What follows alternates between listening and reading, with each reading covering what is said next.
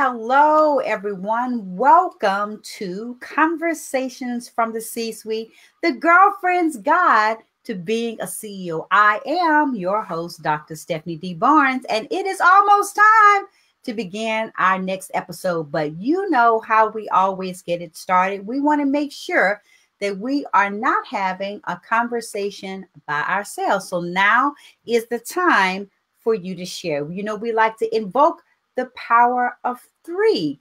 I would love if you would invite at least three people or share it out to at least three groups, because we're going to have another powerful conversation about dealing with the monuments that we make to disappointment. So I know you don't want to be disappointed by missing out on this powerful conversation. So take a few minutes, invoke the power of three, and we will begin our broadcast shortly. So hang tight and invite.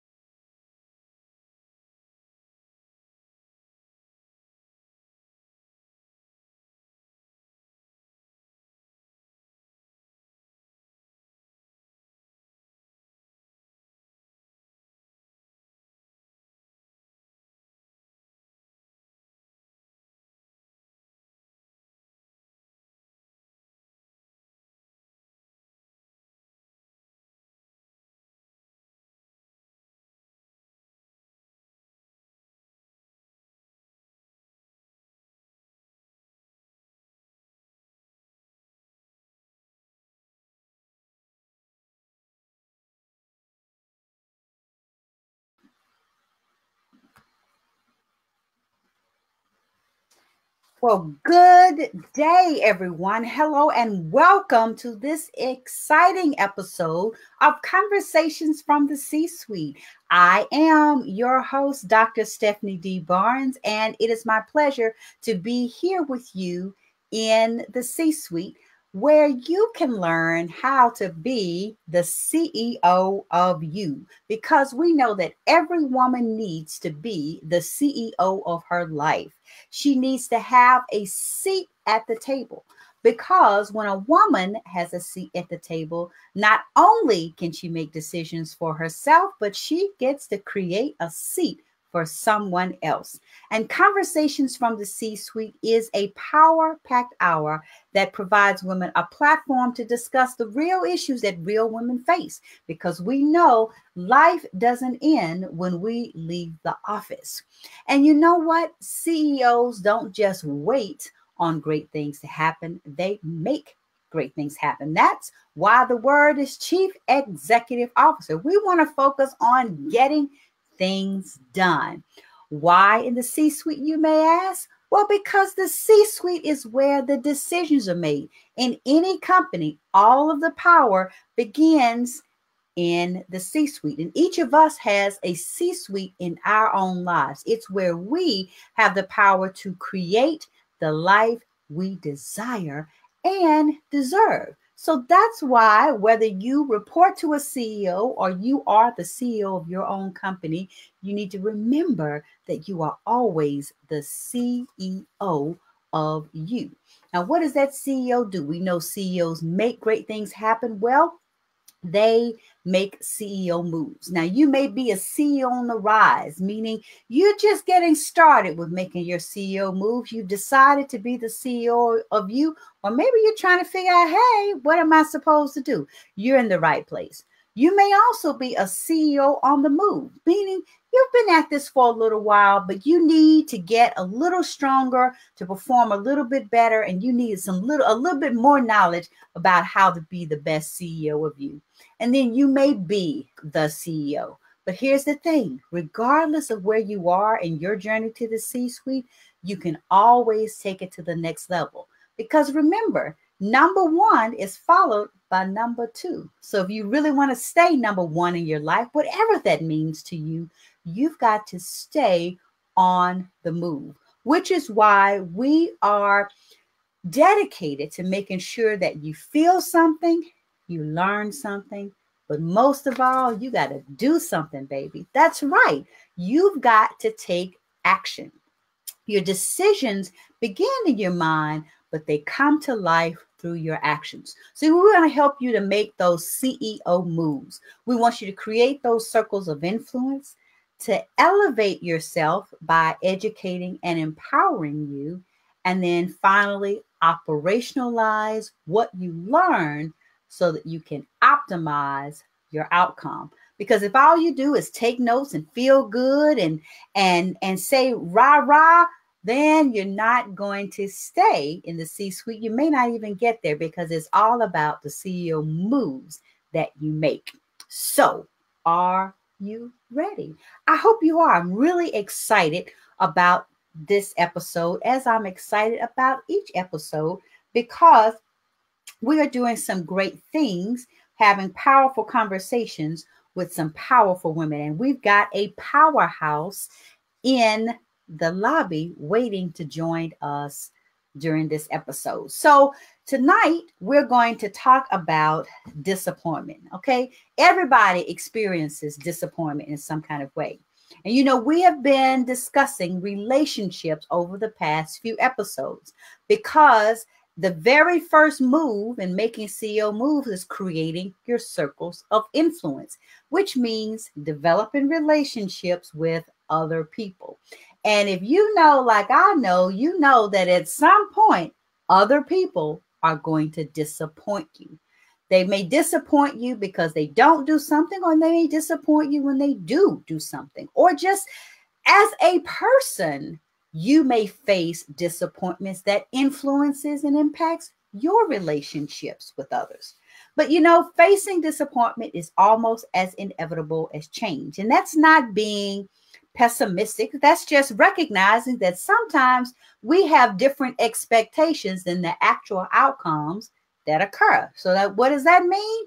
We get disappointment. But you know, you got to do disappointment like you do a dirty diaper. You just got to wipe that off and keep it moving. So that's what we are going to focus on in this episode, is learning how to master disappointment so that our disappointments don't end up being like a stinky diaper and just funking up the rest of our life. So I'm excited to bring to the C-suite, to the stage, none other than my dear friend, Kim Warren Martin. We met, I guess, about 2 years ago. Maybe it hadn't even been a full 2 years, but I have just had it's been a wonderful time getting to know her as a person, as well as a master at what she does in business and in life. So let me just tell you a little bit about Kim Warren Martin, who will be joining us shortly. She has had a successful long-term career in the technology industry, but she always wondered, is this all there is? And so in 2013, she courageously walked away from corporate America to find the answer to that. And today she is an illustrative speaker, Amazon #1 best-selling author who is committed to helping successful women find fulfillment, significance, and answering that burning question, is there more? She helps them to master their relationship with disappointment, to take those big, bold steps and experience a rebirth in their life and business. So join me in welcoming to the C-suite none other than my dear friend, Kim Warren Martin. Hey, girl. Hey, Stephanie, Dr. Barnes. How are you? I am doing extraordinary, as one of my business partners says, and getting better by the minute. All right, that is awesome. That's awesome. So, of course, I have shared with the audience, you know, who you are in terms of your bio, but we want to know the real Kim Martin. So I always like to start with asking the who, the what, and the why. Tell us who's the real Kim Martin, what it is that you do, and why you make the CEO moves. And I forgot to tell everybody, make sure you have your favorite beverage. You know, this is a time for conversations. I brought my wig. My favorite wine. Mine, so. So who am I? The who, the what, the why. Yes. So I am, let me just kind of start here, I guess.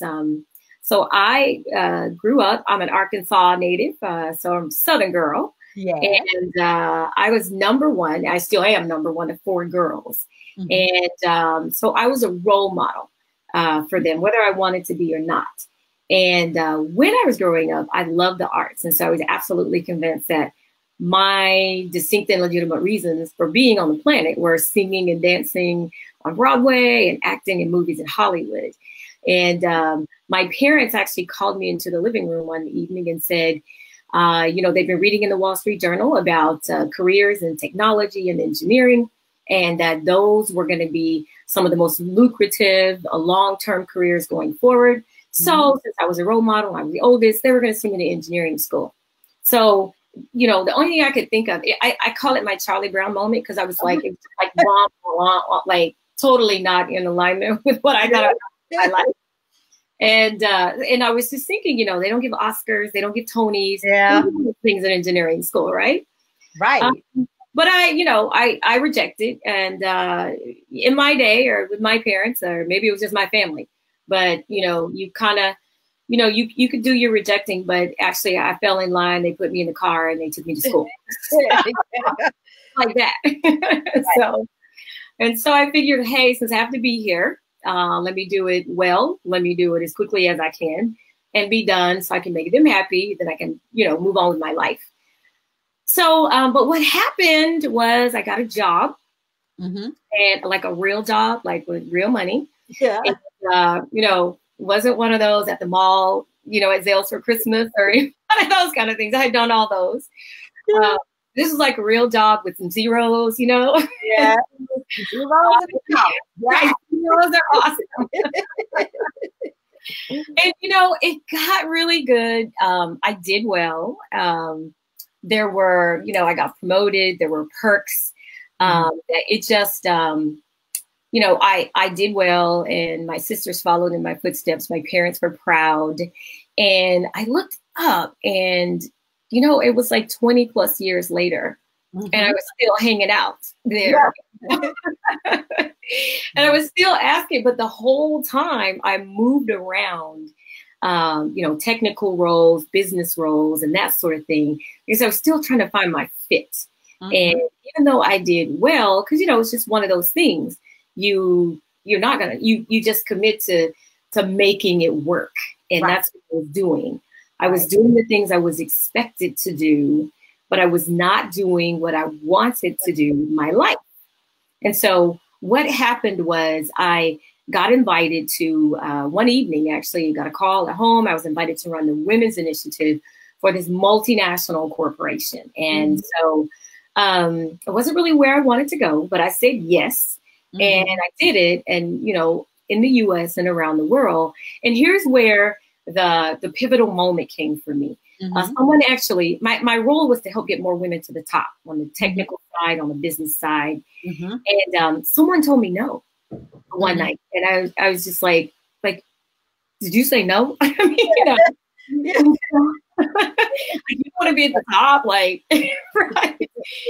She was like, no, I counted the cost. I have a family. I don't want to be on call, you know, I don't know, 29/8, you know, beyond just every hour of every day. And so while I was shocked by that, I literally completely understood what she meant. And then I realized inside that, you know, man, where's my dream? I never stopped to ask myself, because I was going and going and going for years. And I began to think about that role model that I was and what I was demonstrating to my sisters. And it was literally how to live the life you're expected to live, not the one you wanted to live. Yeah. There's a lot of disappointment at that time, a lot of success, right? But a lot of disappointment. You know, I remember evenings just, you know, crying on the freeway because of things that had happened. And then something on the inside of me would snap and say, oh no, you're not going out like that. Yeah. Right. And this is what you do, and this is how you do it. So that is who, you know, a bit of the who. Why I do what I do is because I literally believe every woman was born to live in a soulful state of fulfillment, that we literally can live life the way we want to live and not the way we're expected to live. And what I've discovered is that fulfillment is not a fantasy, it's a formula. Mm-hmm. And a major component of that is learning to master your relationship with disappointment. Yeah. And literally process through it and not just sweep it under the rug and sweep it under the carpet. So Yeah. I know we've all had disappointment because as you mentioned, right? The number one cause is misaligned expectation, right? I expected this, I got that. It doesn't matter if it's personal, it's something between you and your girlfriends, it's business. We've all experienced disappointment. And so it's about, learning how to process through it. And why I do what I do is because I do believe we can live life in that soulful state of fulfillment. And one of the steps to getting there is mastering your relationship with disappointment. Yeah. Yes. I have talked to so many women in just so many different contexts, read books, and, and kind of a constant theme that comes up a lot of times is women not getting over disappointment. Mm-hmm. We may have disappointments in our relationships, maybe a failed I don't like to call them a failed relationship, a relationship that did not go as planned, a relationship that's in, whether that's a marriage or just a romantic relationship. We can, not get the promotion that we want at work, or not get the recognition that we want at work, or not like the people we work with. And all of this kind of can, result in just being disappointed. And then you get to a point where you're so disappointed that you become defeated, and then you quit. And then you begin to just accept that, well, this is the way life is. I'm never going to love again. I'm never going to get the job I want. I'm never going to have the business I want. We kind of get into this I'm never going to have because of the things did not go as planned. Yeah. So I know that you have dedicated a lot of, of your career to, or especially in what you're doing, it's your mission now, and helping. One of the components, as you said, is helping women to be fulfilled, and to feel fulfilled is to mastering their disappointment. So, why did you pick that? What got you onto that? How did you figure that out? that's something that women need to do. And then what do you do to help women, move through that? Sure. So how I figured it out was through my own journey. As I was even just listening to you talk just briefly, there's so many moments that are, flashing through my head. And it just was, it was an attempt for me to be able to move forward in my business. Let's just keep it a business right now, because when I was in that space where I needed to answer the question, is there more? Is this all there is?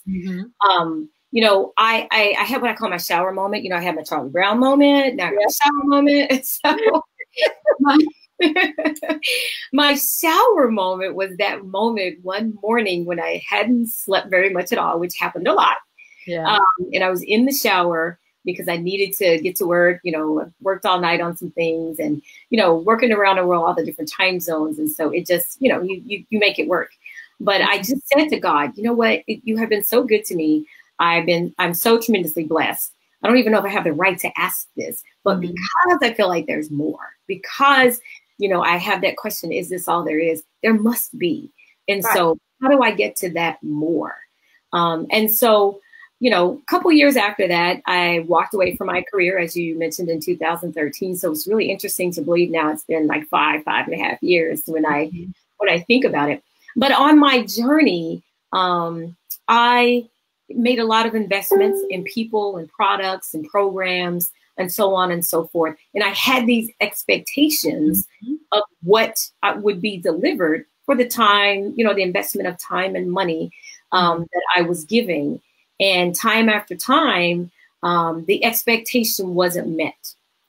And so for me, it was disappointment after disappointment after disappointment. And, it got to the place where even on the inside of me, I said, okay, I've got one last breath in me to try again. And yet there was something back here that still expected for it not to work. So I started stacking my disappointments and literally building monuments. And because there was just like, a little bit of breath left in my desire to start a business, to have an impact on the world, and to be able to work with women to help them to see, you can live life the way you want to live. You can, go aside, you can step aside from the expectations. And so I had to find a way to pull myself out first. Yeah. There was no way I was going to be able to help others if I wasn't, if I was still in the mess, if you will. Right. Right. And you so, had that diaper on. Right. You change your own diaper.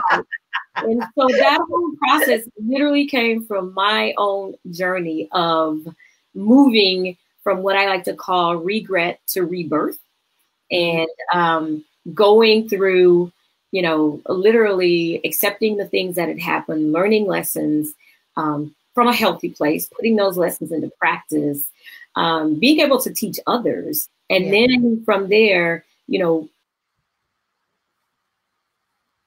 Uh-oh. It seems that we have lost Kim for a moment. Let's just see if she is going to come back. So I will just continue the conversation going until we figure out what our technical difficulty is.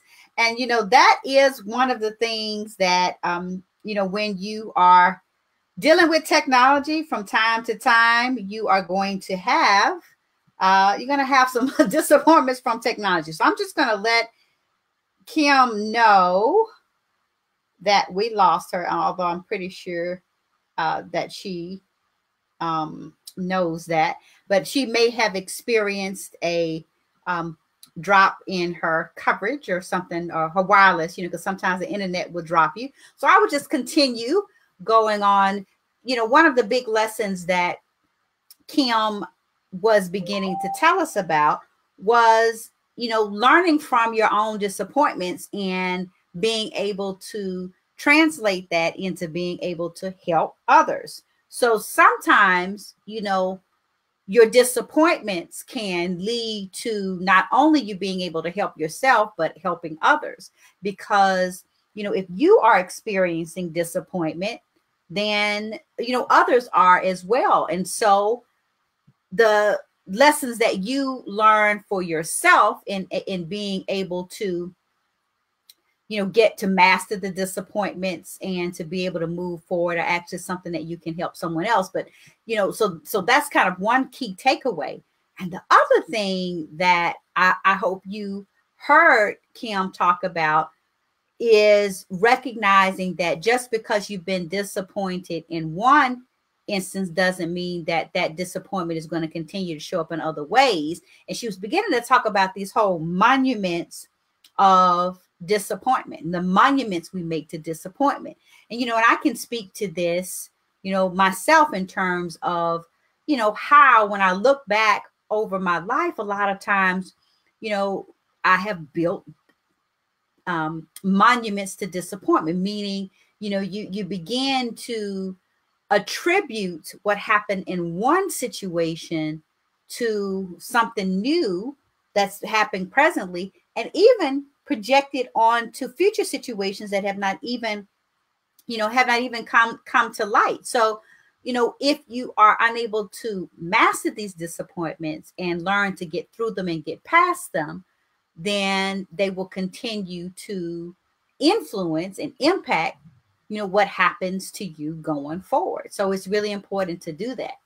And a lot of times, we are very successful, and the success is masking the disappointment that we're facing. Because if you heard Kim, when she was talking about who's the real Kim Martin, she mentioned how this was a decision that was made for her by her parents in good faith, with her best interests at heart. They were trying to be sure that she would, be able to take care of herself. And so they recommended that, she have a career that was going to enable her to take care of herself. And she probably did not want to disappoint them, but because what they wanted for her and what she wanted for herself were different, then she ended up bearing the disappointment for a while, even though she was extremely successful in the career path that she chose. So, you know, a lot of times we have to recognize, we have to learn. One of the biggest lessons I've learned, because I've had a chance to learn from Kim in her formula, if you will, and how she helps people to master their disappointments. We were at a conference together in Atlanta about this time last year, about a year ago, and I got the honor of being a participant in her demonstration. So I got to actually walk through her system for dealing with disappointments. And one of the things that you know, I really learned was, you know, how important it is to acknowledge, you know, the disappointment, and to not be afraid of disappointing others at the expense of disappointing ourselves. Now, it's a little different, a little bit hard, especially as a child trying to please your parents, because I know my dad wanted me to be an engineer. And he didn't come to me with the Wall Street Journal article like her parents did, but he was like, you know, Steph, you really need to do engineering. That's a good profession. That's something that is, you know, will pay well. And I really thought for a minute that I wanted to be an engineer, because at the time I loved math and I loved science, but I loved fashion and creativity, and even though engineering is creative, I didn't love physics enough to to major in engineering, because in order to be an engineering major, I was going to have to take 4 semesters of physics and 4 semesters of calculus. And I didn't mind taking the 4 semesters of calculus, but I could not see myself taking 4 semesters of physics. I hated physics. I loved chemistry. As a matter of fact, I wanted to be a chemical engineer. Now, I'm just wondering, can you imagine me as a chemical engineer? Probably not.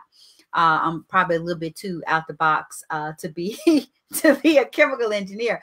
But, you know, but I decided that I didn't really want to be an engineer, and at the risk of disappointing my dad, I changed my major. Now, I really didn't know what I wanted to do, because I changed my major 8 times, but I did eventually pick a major that I loved, and one that I eventually got my degree. And my degree eventually was in English, because I love to write. I love to read, write, and analyze. And an extension of that is my legal practice, is, you know, reading, writing, analyzing. And then I also love speaking and being an advocate. So Kim is trying to get back, and I'm going to continue to kind of carry the conversation until we're able to get her back on. Let me just send her a quick note.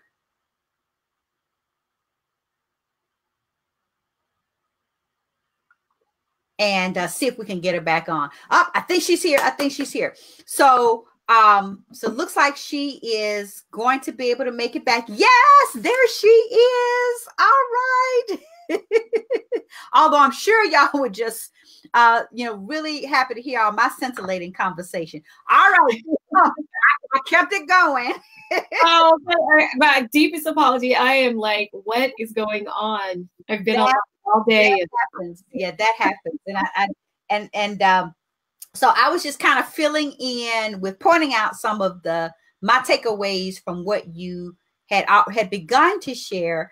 And I was also talking about some of my experiences. I had an experience where my dad wanted me to be an engineer as well.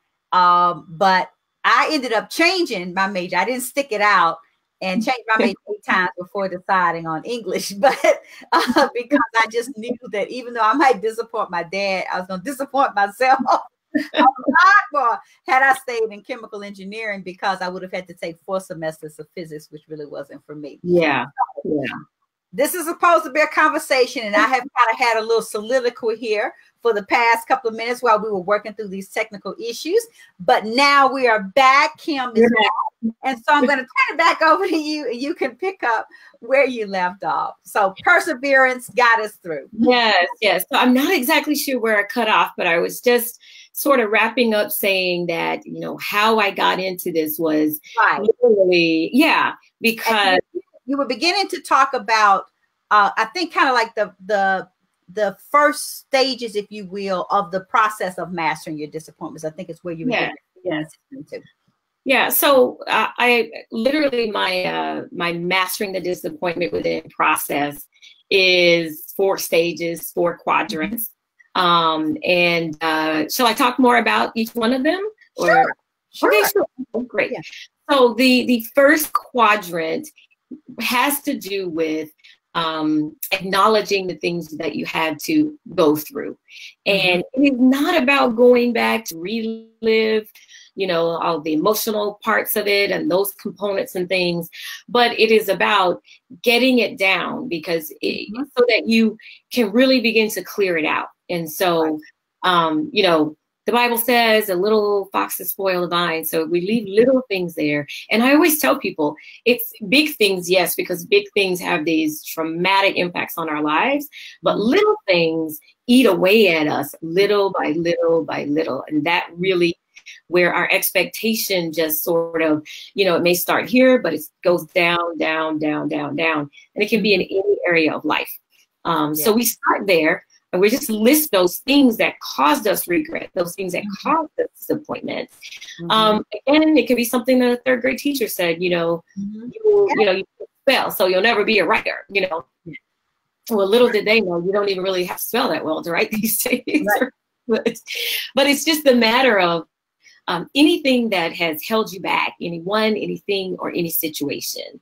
And it can be very well-meaning people, you know, siblings, parents, grandparents, you know, all the way to, you know, I don't know, maybe a bully said something at school.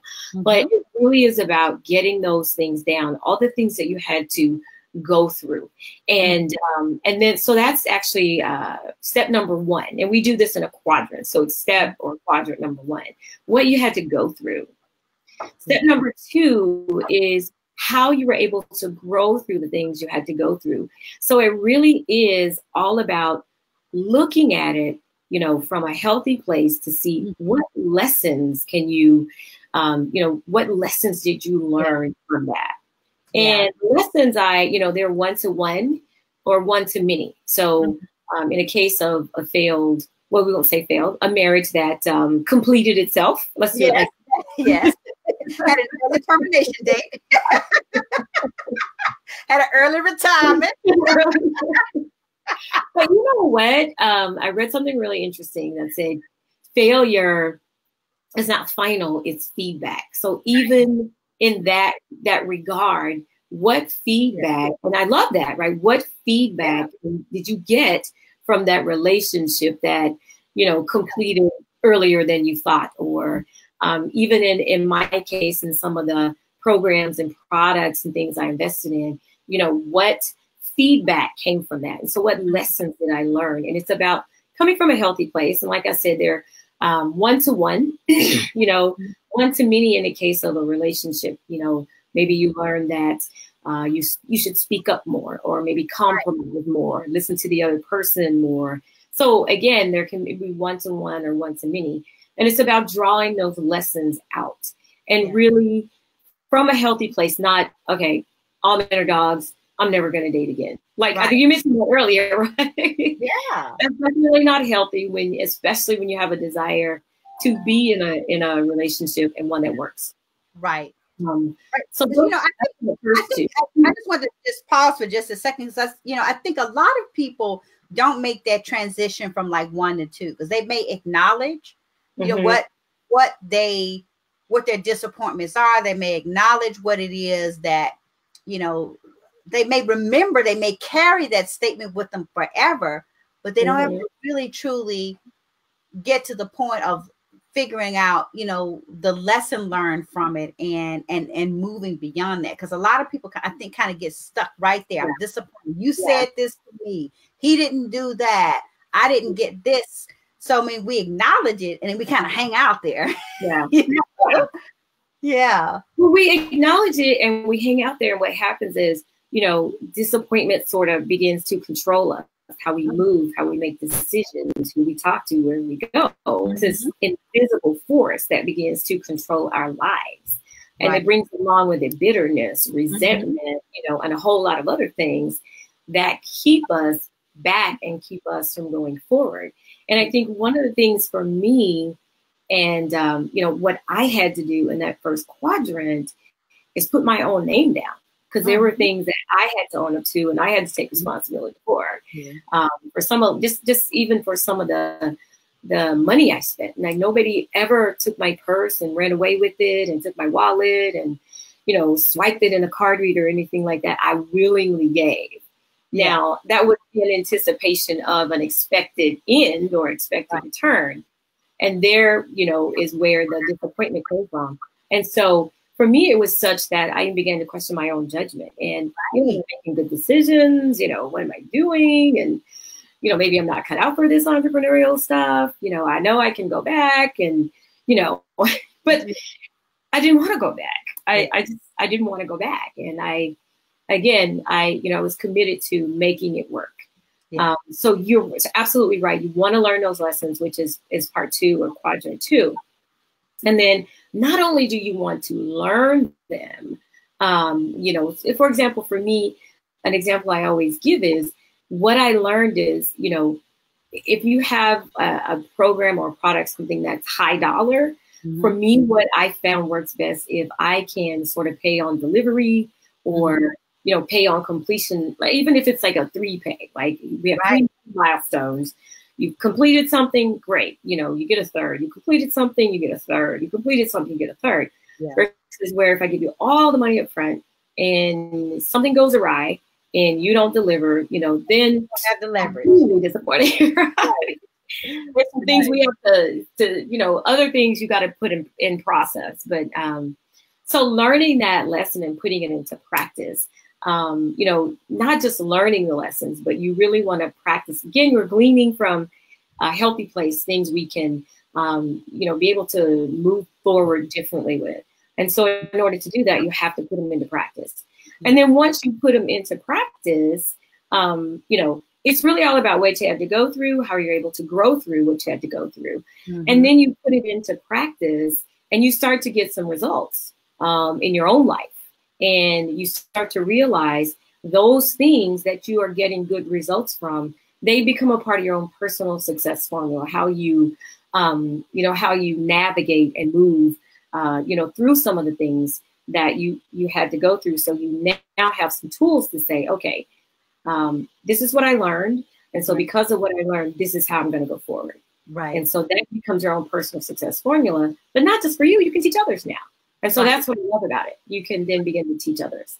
Right. So, and then from there, it really is, you know, when you start to teach others and they get results, you know, you've really got something, right? And it's working for you. And you're in that space where you, well, I love to say this, you help others go through and grow through with someone who's gone through. So whereas I felt like I was alone, you know, the people that I'm able to support in those areas, they don't have to go through it alone. Right. So, yeah. Right. And then, okay. Go ahead. No, go ahead. Yeah, because I was going to say, you know,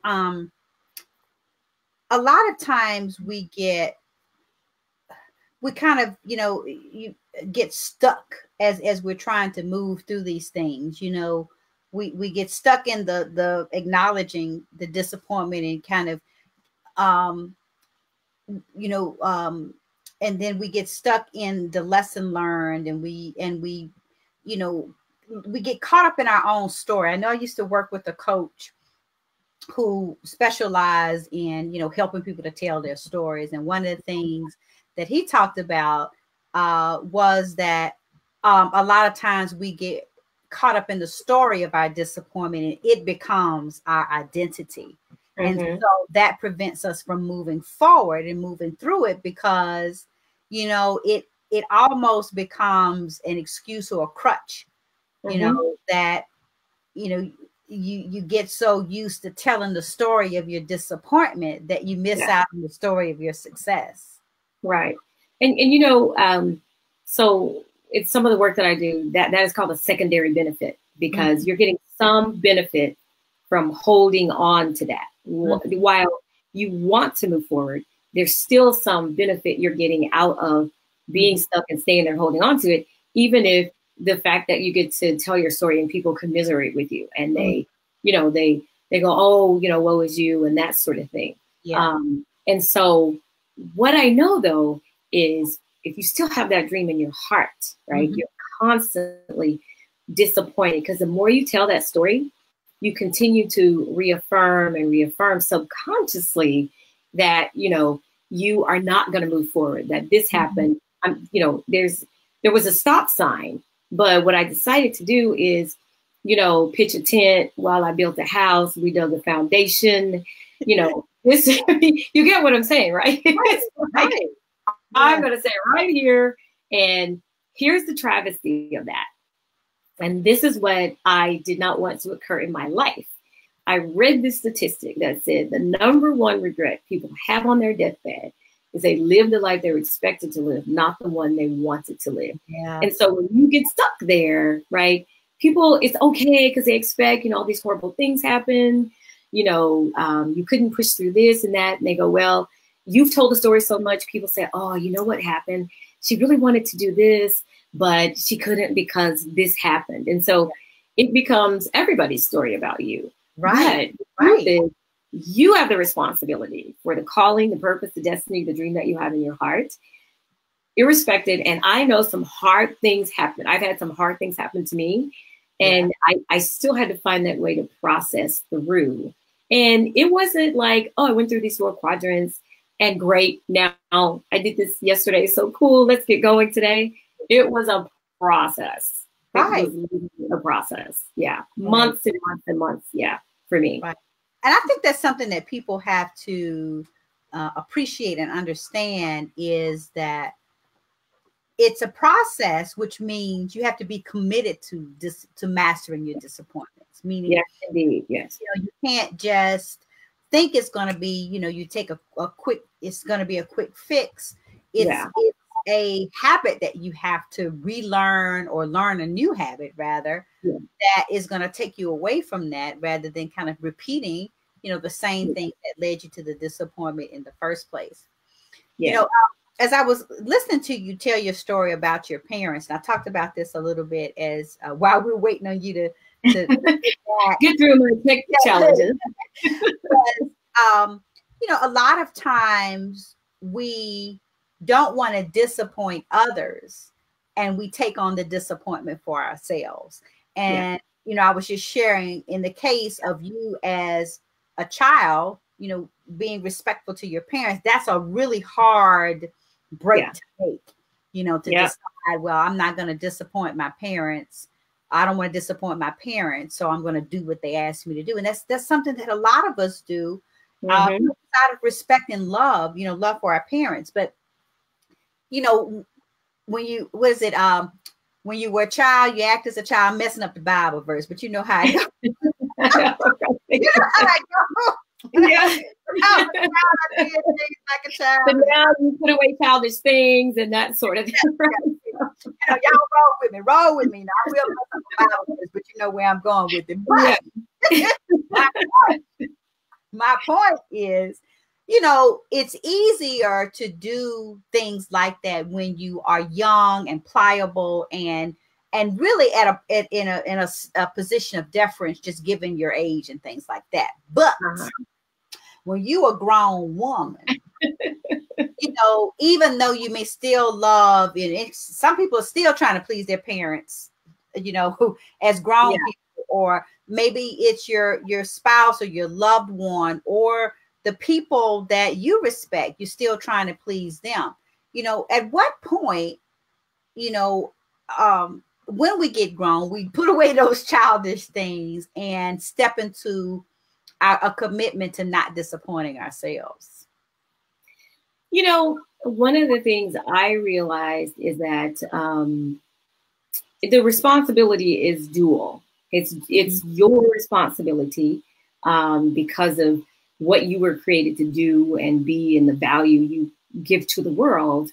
But also, I think that it's important that parents realize that, and this is what I had a conversation with, I don't know if I had this with my dad, but I definitely had it with my mom. So it's like, yes, you were the catalyst, for me being here. However, it was sort of like the doorway. I love you. I respect you. But, you don't get to own me. I'm not a thing to be owned. And I have these desires and these goals and these dreams, and, you know, I have to find a way to fulfill them, or I have to find some sort of outlet. And, you know, even though I was in technology for all those years, and, you know, I loved singing, acting, all those things, it's interesting that once people knew that about me, I would be called upon to make, you know, training videos about programs, and communication switches, and, like, you know, really technical things. So it bubbles its way to the surface. Yes. It really can't. My personal room for me, right? So, yeah, right. Yeah. And so I told my sisters, you know, and I tell my friends that, you know, really pay attention to your children. Like, notice what it is, you know, they are leaning toward, what, you know, what drives them. And don't necessarily make your child become a doctor, because all of his, you know, the fathers, the uncle, the grandfather, everyone else was a doctor. Because what happens is when we do things like that, you know, ultimately we get to the place where we want to correct and get on the path we really wanted to be on. Right. And yeah. And for me, you know, we talk about a midlife crisis. This guy got this hot red Corvette, or he got a Harley, or I don't know, she got a younger man, whatever, right? No, don't scratch that one, okay? But but you know, what I've learned in my experience is I call it a midlife correction, because it's getting them back on the path where we really want it to be. We are pursuing that fulfillment. We are in that point in life where we want to begin that journey to fulfillment. And so, you know, that one stat that said that number one regret people have on their deathbed, then you can't go back and do anything about it. You absolutely can't. And I feel like as women, whether we're wives, mothers, we are still responsible for what is inside of us to birth it out. And I don't think that we escape it because we have children, or we escape it because we have a husband. Right. We are responsible for that. And we are creative, and we can, you know, someone said to me, multitasking, you know, it's not really real.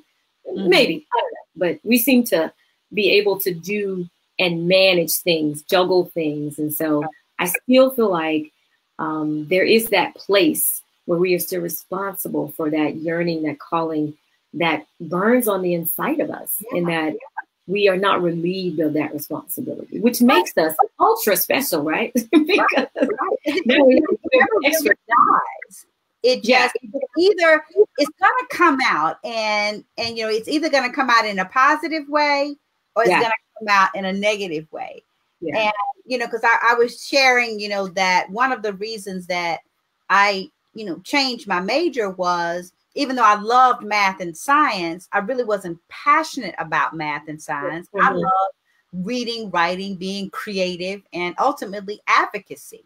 So, you know, it eventually came out, and I continued to do that. And even in my legal practice, you know, I was finding ways to do the things that I love. I was way too creative for a compliance attorney, which is why, you know, because compliance is not fit in the box, right? It's all about how do you do things and fit in the box. Right. But it's killing me because I wanted to be creative and think outside the box. But you think outside the box too much in compliance, you end up in stripes, you know? So, you know, that was why that part of my career was not as fulfilling, and why eventually I found other ways to express, you know, what it was I loved doing. And so, you know, I think all of us have to really be honest with ourselves about, you know, when do we feel the most fulfilled? What are we doing?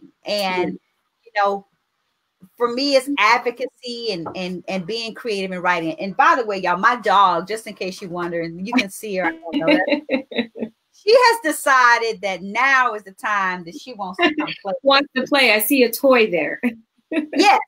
So, So anyway, but she's gonna have to wait. I would say that at any time in the C-suite, Zara, my dog, is bound to join. But you know, we have to be honest with ourselves about when we feel the most fulfilled. And I think that's a question that a lot of us don't truly ask ourselves. You know, when am I the most fulfilled? What am I doing? Yeah. And I wish there were a way, you know, to help our young people to tap into that earlier. Because on the one hand, you know, it's so hard to know at 18 years of age, 18, 19, what it is you want to do for the rest of your life. You know, because we're asked to declare a major in our freshman year, you know, and I declared 8 of them. Oh, eight times in 2 years, but I graduated on time. I graduated in 4 years. But you know, because one of the I had a conversation with the millennial, I don't know, maybe about a year ago now, and it was just like a light bulb, and he was 35, maybe. I don't even think he was that old. He may have barely been 30 something. But he had done, at this point in his career, he'd been out of college, not even really 10 years, but he had been in several different jobs, and they weren't like progressions of a track. And, you know, the way he described it to me is, you know, I see my career as a jungle gym rather than a ladder. And because that's the way he saw it, you know, he was just trying out different experiences and learning different lessons along the way. And he was just commenting on it in the context that a lot of Gen Xers, you know, our generation and earlier, you know, we were used to doing things on a ladder. You start your career here and you progress and you go up. Down is not good. And definitely off the ladder was not good at all.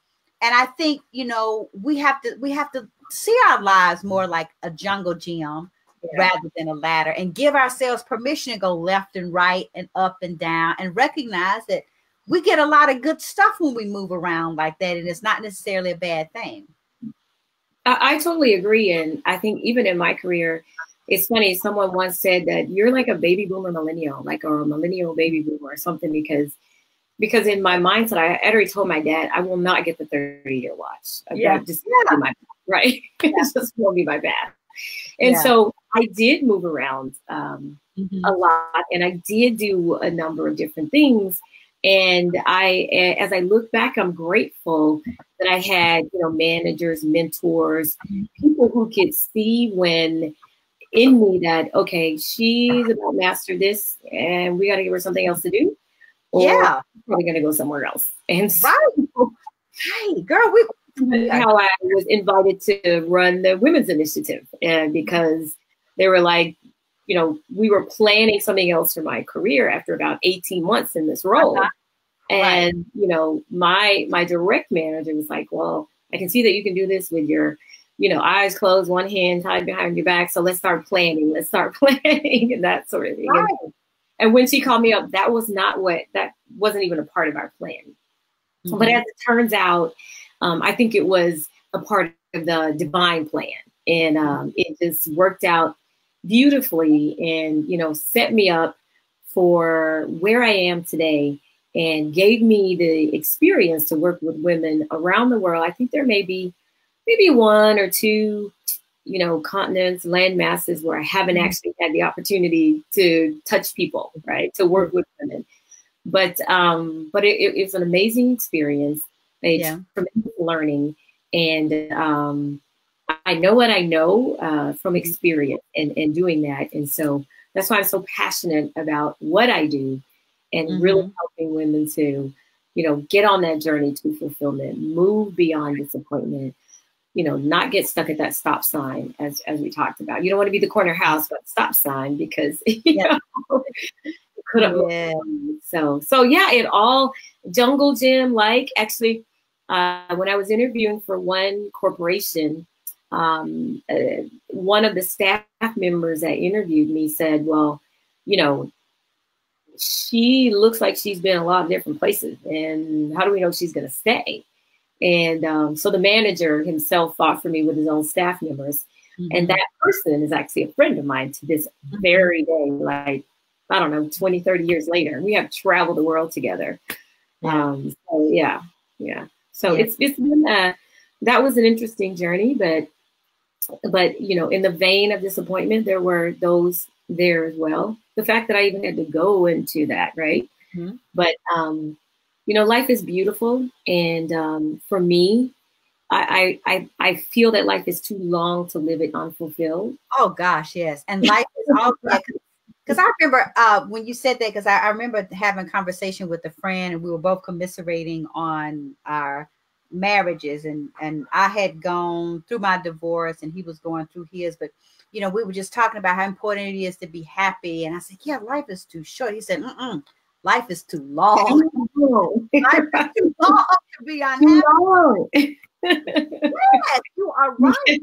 Because, you know, a lot of times we are disappointed because we stay in disappointing situations. We stay in jobs we hate. We stay in marriages and relationships that are unfulfilled. We stay around the same people who aren't interested in going anywhere and get upset that we can't go anywhere. I think we do have to recognize that, you know, just to give ourselves permission to be different and to get out the box and jump out the box. And, you know, as a matter of fact, forget the box. The only boxes I like are boxes with gifts in them. So besides, I want a various box. I want to have my ashes spread. I have a place in Rome where I want to have my ashes spread. I don't want you love Italy. Right. Know, we've got to be committed to not being our own source of disappointment because we won't move, or because we're waiting for somebody else, or waiting for somebody else's permission to move. Well, and I think it's Brene Brown that said, you know, when we let our light shine, we give others permission, you know, to let their light shine. Right. Thank you. So when we do that, you know, it gives, I think, inspiration, I think motivation, I think courage, you know, some bravery to others to be able to do the same thing, which even if you go back to those 4 quadrants in that mastering the disappointment within, that third quadrant, you know, you have done something and you're teaching and you're training someone else, you're bringing someone else along. And so, you know, I cannot imagine being on my transition bed. That feels better to me than deathbed, right?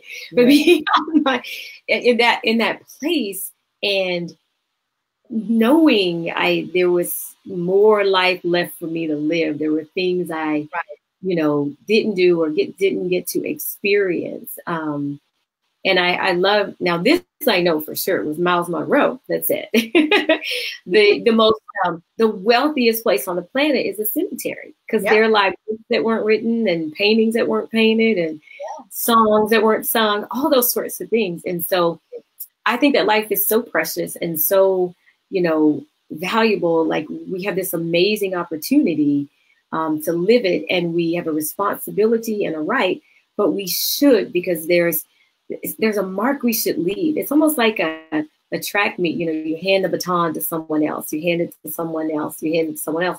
And it's like, what are we leaving? You know, we all are leaving a legacy regardless. The question is it by design or by default? Right. And so, you know, as you know, my engineering mind is like, okay, I need to design mine. Okay. I just don't know. I to design and redesign. And redesign. Yeah. I always love the example of, I think it's Formula 454. 409. 409. Thank you. I knew. I think about 44, 54. Anyway, 409. 409. Yes. Formula 409 literally was the 409th attempt, to create that formula. I mean, what if they had stopped at, because most folks would have stopped at 10. I mean, they kept on going over and over again, so they literally got to the 409th reiteration of what they were doing, ended up being the one that worked. And so we got to be willing to go to 409 to get to our dream. I'm asking myself, was it that or was it WD-40? doesn't actually really matter. The point is the same, right? Yeah. I think it is 409 because I think it's yeah. But I was getting WD-40, and then there's some 454, some is 54. But anyway, the point is the number indicated, right? The number of times it didn't work plus one, right? They didn't stop. They didn't stop. That's right. They didn't stop, and so that's the key. And you know, the thing is just to understand that there will be other disappointments that are likely to come your way, because there are likely to be other situations, scenarios, relationships where you expected one thing and it was a different outcome. Right. But you have to process through it.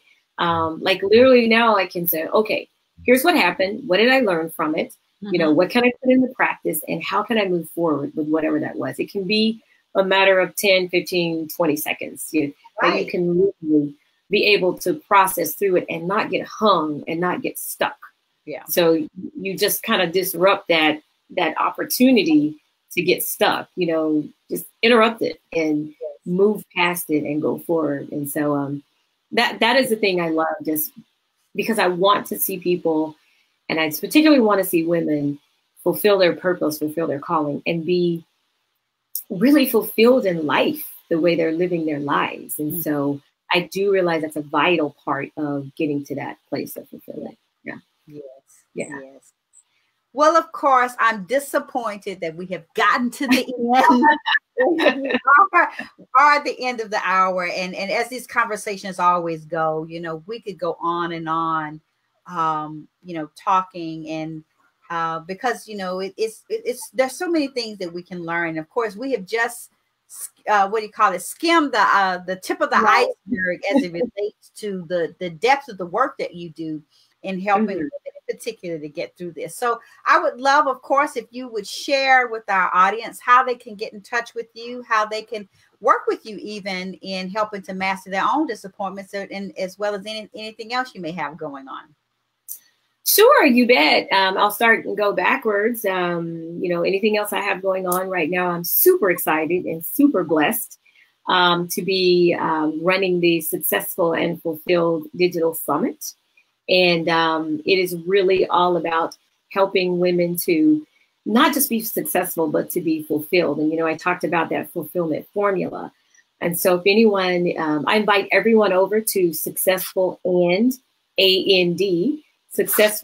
Fulfilled Summit.com to register. You can go to that site and get more information and register. We've had some phenomenal faculty trainers all around, you know, centered around helping women to live successful and be fulfilled. And so that's one way. People can get in touch with me on Facebook. I am Kim W. Martin. In Facebook, feel free to message me, you know, or you can actually, you know, you can text me at, this number is such weird for me. I got a new number here. So, so it's 669-233-0478. Literally, if they text C-Suite to 669-233-0478, I'll say it again. C-Suite to 669-233-0478. I will be more than happy to talk more about the Mastering the Disappointment Within methodology, and literally share even more about the fulfillment formula as well, which as we progress through the summit, I'm also going to be talking more about. So couple ways. Yeah. Well, awesome. Well, I was trying to put, for some reason, my comment box has stopped working. So, but I'll make sure that I go back and put it in the comments live. We've got some minions or something in there, right? We're just having all kind of technical issues today, but we have made it through. So we will not be denied. We will not. So right. I do want to thank you so much for joining. It's been great to reconnect. I miss you. We've seen each other at different conferences for quite a while, and now it's been I guess I haven't seen you since over in the summer sometime, huh? I can't even remember. I think it was maybe about 6-7 months, something like that. Yeah, I guess so. Yeah. Yes. Well, hopefully it won't be this long before we connect again. But I do thank you so much for joining me here in the C-suite and thanking you so much for the work that you're doing to help us all master our disappointments and most of all to be successful and fulfilled, not successful or. Exactly. All right. You don't have to sacrifice one for the other. And I just want to, thank you as well for the work you do. It's been an honor and a pleasure to be here with you this evening. And let's connect. Let's not let it be so long. But, thank you so much for what you're doing and helping women to even be the CEOs of their lives and their own destinies and their purposes. And so I am blessed by what you do as well. Thank you. All right. Well, until next time, I will see you. And thank you so much for joining me here in the C-suite. Awesome. All right, y'all. Well, I hope that you enjoyed hearing from Kim. She is so awesome. And it is always a pleasure to connect with her. And it's always great to hear different perspectives on the different things that influence our relationships. And certainly mastering disappointment affects us in a relationship, and disappointments from relationships impacts us. So I hope that you took lots of great notes and that, again, you are committed to doing something, because it's not in the conversation, it's in the moves that you make. And I just, before we leave, want to remind you that today's episode was brought to you by Deciding on Joy, my journey from breakup to breakthrough in 30 days, and of course, written by yours truly. And it is a book that helps you to master disappointments after divorce or any kind of breakup. So it is a process as well. So I encourage you to go over to www.decidingonjoy.com. And the book is also available on Amazon. So we have come to the end of our conversations from the C-suite, and it has been my pleasure being here with you. And I want to remind you that if you want to see previous episodes of Conversations from the C-suite, you can go over to csuitewomen.tv. Again, that's csuitewomen.tv to catch this episode again, as well as previous episodes. So thank you so much for joining us. And remember, we want you to feel something, learn something, but most of all, we want you to do something. You've got to make those CEO moves, create your circles of influence, educate and empower yourselves for elevation, operationalize what you learn so that you can optimize your outcome. Because whether you report to a CEO or you are the CEO of your own business, you are always the CEO of you. So until next time, I am Dr. Stephanie D. Barnes, your host for Conversations from the C-Suite, the girlfriend's guide to being a CEO. And remember, the power is not in the conversation, but in the moves you make. So don't just talk about it, be about it. Make sure you do something, but don't wait. Weight broke the scale. Now is the time for you to do what you know needs to be done. And lastly, remember, your life is the product of your choices. Choose to be the CEO of you. Until next time,